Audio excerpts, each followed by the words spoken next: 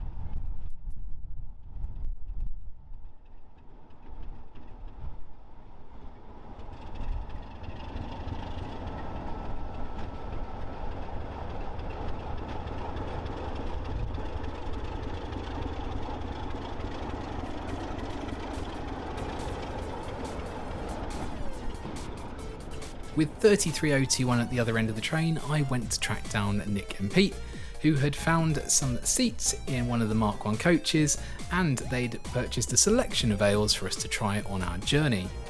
The event produces an ale list, which is a handy guide to everything they've got to offer. It's got all the different ales, all the different breweries with a description and where you can buy them from. So the ales were available from Frogwall, Consul and Cheddleton, which are the 3 stops along the line.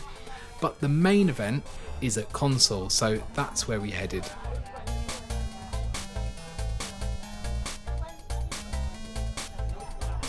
I think it's fair to say that Nick and Pete don't consider themselves as railway enthusiasts, so I was interested to know what they would make of this event. But the event has lots to offer for even people who aren't into trains, so I think they enjoyed themselves. There's loads of great scenery on the way as well, and the day started in beautiful sunshine, so we were able to admire that. And then Consul is where the action happens, so as we pulled in, you could see that this is where the marquees had all been set up. There was a stage for live music, and we could see that there was a huge selection of ales here and food. Before we went and explored the main ale event, we stuck around to watch Eastleigh depart Constable Station.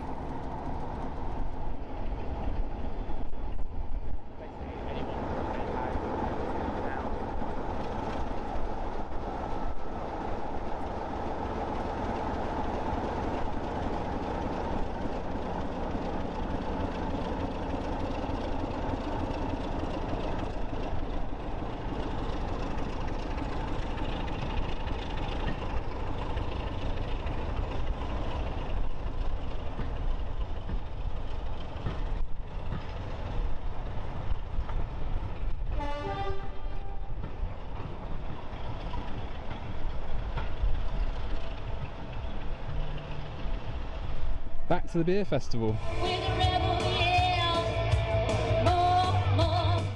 So as I said, Console is where the majority of the facilities are. They've got food, they've got the wider selection of ales, they've got seating, and they've got loads of live music, really good. But we decided to carry on down the line to Cheddleton, and they've even got a bar on the train where you can try a few more ales. At Cheddleton, the Class 33 was replaced by Steam. Yeah, put Steam on it, haven't And whilst the locos were being switched over, Nick took a bit of a nap whilst we revisited the bar. We knew to expect rain later in the day, so whilst the weather was still good, we decided to travel the whole length of the line of 10.5 miles back from Cheddleton to Froghall.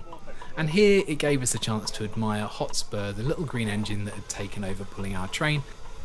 This engine was built in the UK but spent most of its life working in Poland and only returned back in the 90s.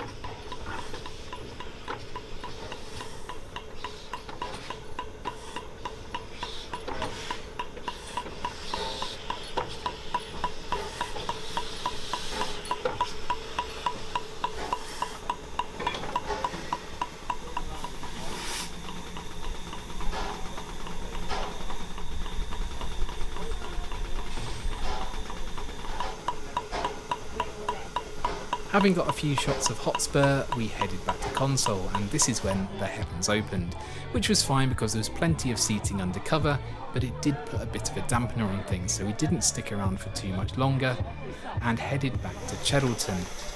At Cheddleton, I had one more opportunity to get some shots of Hotspur, but the weather really was dreadful, and we decided that we were going to call it a day. I'm not sure Nick understood why I wanted to stand around in the cold and the wet videoing a train, but I think it was worth it. Hotspur's a lovely little engine, and that was us done for the day. And as I said, I would love to go back and make a proper video on this railway. It's a really, really nice place to visit, and I'd love to go back for the Rail Ale Trail, hopefully when the weather's a little better.